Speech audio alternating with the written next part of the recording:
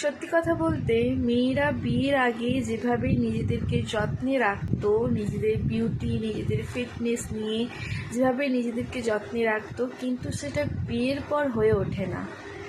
এটা কেন? কারণ বিয়ের পর সেই মেয়েটাকে তার স্বামী, সন্তান, সংসারের সমস্ত খেয়াল রাখতে হয়। খেয়াল রাখতে রাখতে নিজের খেয়াল রাখার কথা ভুলেই যায়। এটা কোনো অন্যায় নয়, ঠিক আছে, খেয়াল রাখাটা ভালো, এটা ভালো কথা, কিন্তু কোথাও না কোথাও তার স্বামীকে তার স্ত্রীর পাশে থাকা উচিত। কারণ কখনো কখনো ছোট ছোট গিফট এনে তাকে সারপ্রাইজ করা, কখনো বা হঠাৎ করে এসে বলবে চলো রেডি হয়ে যাও, তোমাকে বেড়াতে নিয়ে যাব, ঘুরতে নিয়ে যাব, একটু ঘুরে আসি। বা কখনো এসে বলবে তোমার পেট ভরেছে তো, তুমি ঠিকঠাক খেয়েছো তো, তোমার কি খেতে ইচ্ছে করছে, তোমার মন খারাপ কেন, কি হয়েছে। এইসব ছোটোখাটো জিনিস না সেই মেয়েটাকে অনেকটা সাহস জোগায় এবং সেই সংসারে টিকে থাকতে এবং সেই সংসারে মন লাগাতে আরও সাহায্য করে।